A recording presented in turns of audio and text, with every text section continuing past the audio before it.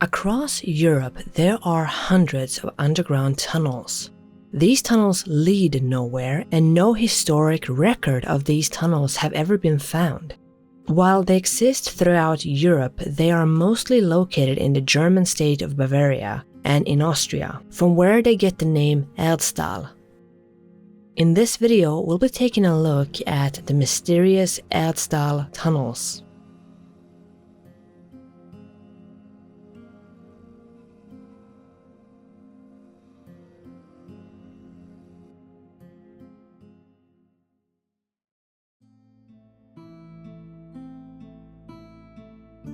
There are around 2,000 known Erdstall tunnels throughout Europe, in countries such as the UK and France.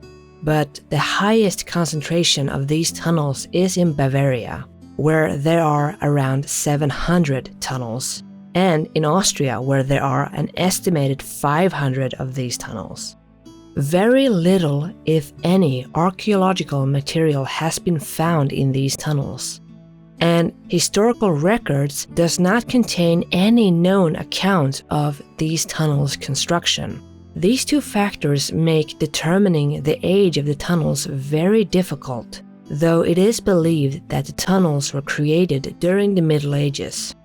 But even that is debated, as some argue that these tunnels date back to the Stone Age. Why these tunnels were constructed and what they were used for is still unknown. Tunnel systems like these exist all over the world, but there are a few features that distinguish the Erdstall tunnels from the other ones. A publication from the year 2000 divided the varying types of Erdstall into 4 types. The first type, Type A, has a single long gallery with slip passages and short side slopes. Type B has multiple levels connected at multiple places by vertical slip passages.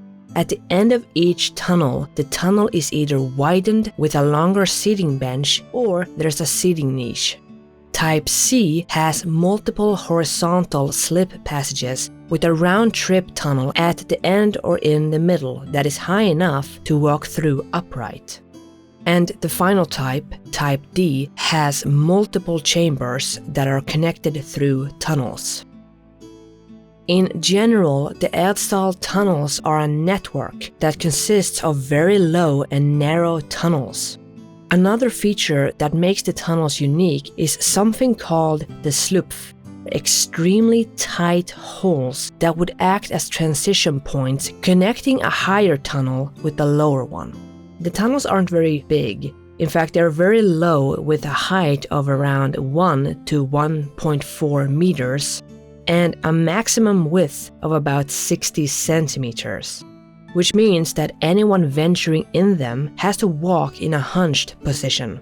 And some of the tunnels are so small that anyone wanting to explore it literally have to crawl on all fours to move through them. Most of the Erdstall tunnels have only one narrow concealed point of entry and exit.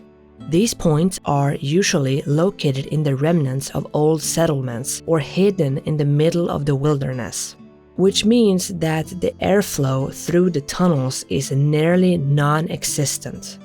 Most of these systems are no longer than 50 meters, and they usually end in a much larger gallery that's been dubbed the final chamber or Slusskammer. Like the rest of the tunnels, the purpose of this chamber is unknown.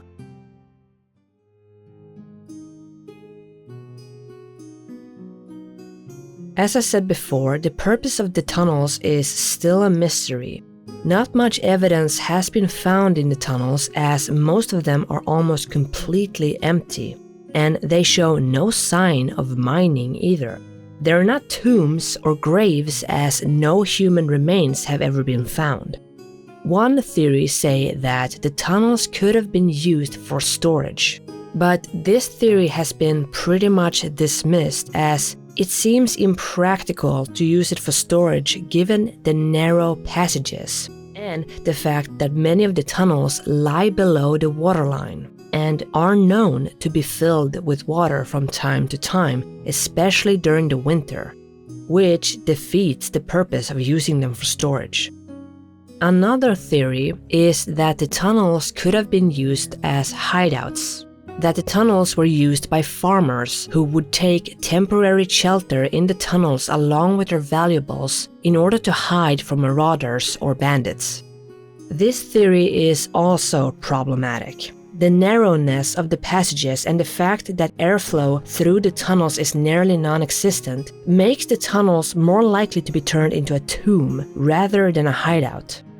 The fact that there's only a single entry and exit point would also make it very easy for anyone to cut off the air supply to the entire system, which meant that if anyone was hiding in the tunnels, they would suffocate, making the job easy for any marauders attacking.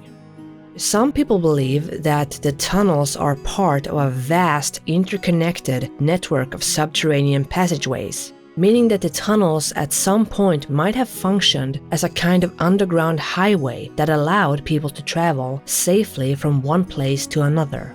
The problem with this theory is that the Erdstall tunnels are not connected with each other. The Erdstall tunnels that are found in other places, such as Turkey, are very different from the Erdstall tunnels that have been found in other parts of Europe, like in Austria.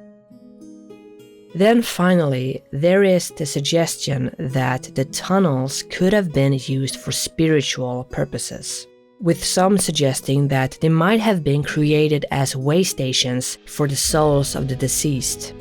And another theory following this same idea suggests that the tunnels could have been hideouts for demons or dark spirits.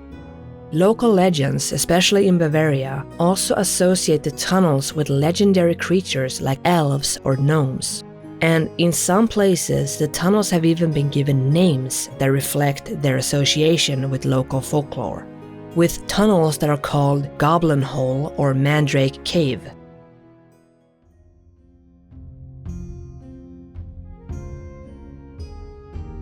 The list of possible uses for the tunnels keeps growing, but the Erdstall tunnels are still a great mystery and we are no closer to figuring out what exactly they were used for.